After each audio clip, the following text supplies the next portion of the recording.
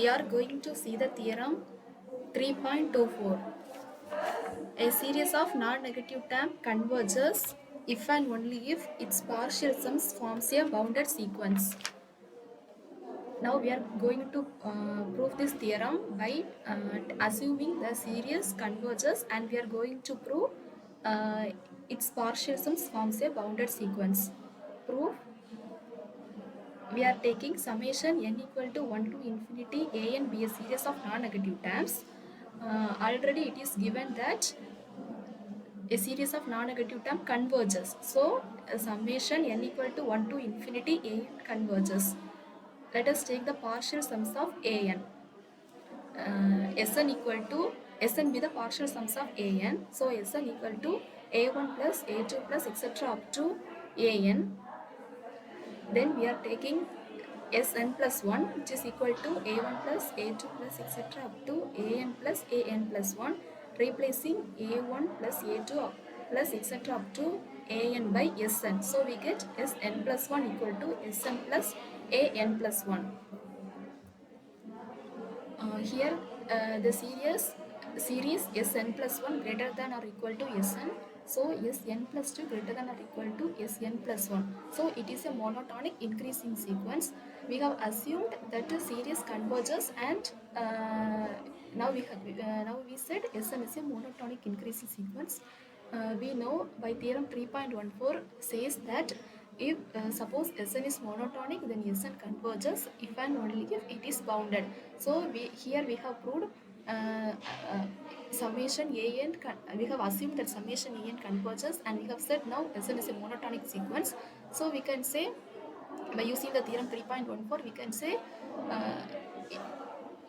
Sn converges if and only if its partial sums forms a bounded sequence.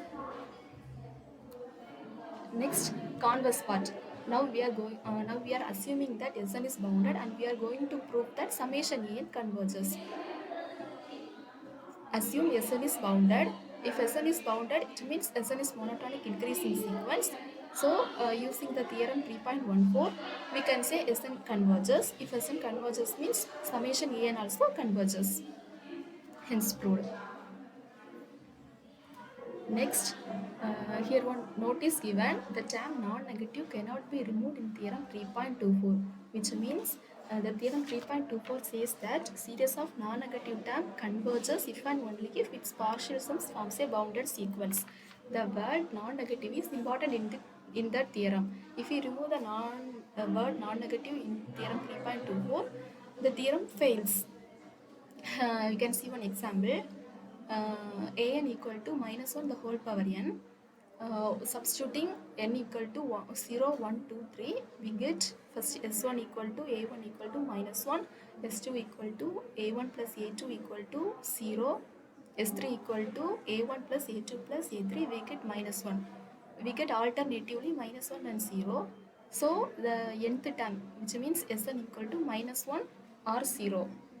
So we can say Sn is a bounded sequence, but it does not converge. Summation an does not converge because we are getting minus 1, 0, minus 1, 0 in alternative terms.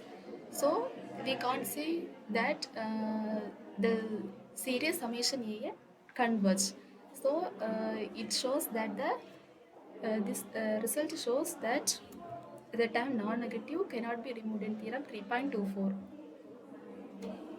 Next, we are going to see the theorem 3.25 comparison test. The statement of comparison test is: if modulus of an less than or equal to cn for n greater than or equal to n naught, where n naught is some fixed integer, and if summation cn converges, then summation an converges. Next, B part: if an greater than or equal to dn greater than or equal to 0 for n greater than or equal to n naught, and if summation dn diverges, then summation an diverges. First, we are assuming that summation cn converges. Next, we are going to prove that summation an converges. Assuming summation cn converges, and we are going to prove summation an converges. Already we have seen Cauchy criterion theorem. By using that theorem, we are going to prove now.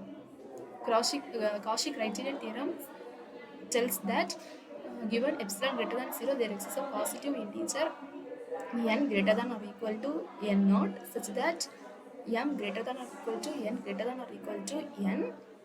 So we can say summation k equal to n to m ck less than or equal to epsilon. In the question, in the statement, it is given that modulus of a less than or equal to cn for n greater than or equal to n naught. So we can write, so we are considering modulus summation k equal to n to m ak. We are expanding summation k equal to n to m ak as modulus of an plus 1 plus etc. up to plus am. By using triangle inequality, we are writing less than or equal to an plus 1 plus etc. up to am less than or equal to modulus of an plus modulus of an plus 1 plus etc. up to plus modulus of am. Then it is given modulus of an less than or equal to cn. So we are replacing modulus of an by cn. So we get cn plus 1 plus etc. up to cm. We can write this as summation k equal to n to m ck, which is by using Cauchy criterion theorem, you can say summation k equal to n to m ck is less than or equal to epsilon. So we get summation k equal to n to m ak less than or equal to epsilon. From this we can say summation an converges. So we have proved the first part. Next, b. In the statement, it is given that summation dn diverges. We have want to prove that summation an also diverges. But we are proving this by contradiction method. First we are taking that suppose summation an converges. Converges means in the statement it is given an greater than or equal to dn greater than or equal to 0. So modulus of dn equal to dn, because dn is the positive terms. Dn contains positive terms, series of non-negative terms. So we use comparison. We use the comparison test. A part says that if summation an converges, then summation dn also converges. But here it is given we have taken that summation an converges. So which is the contradiction to summation dn diverges. Therefore summation an diverges.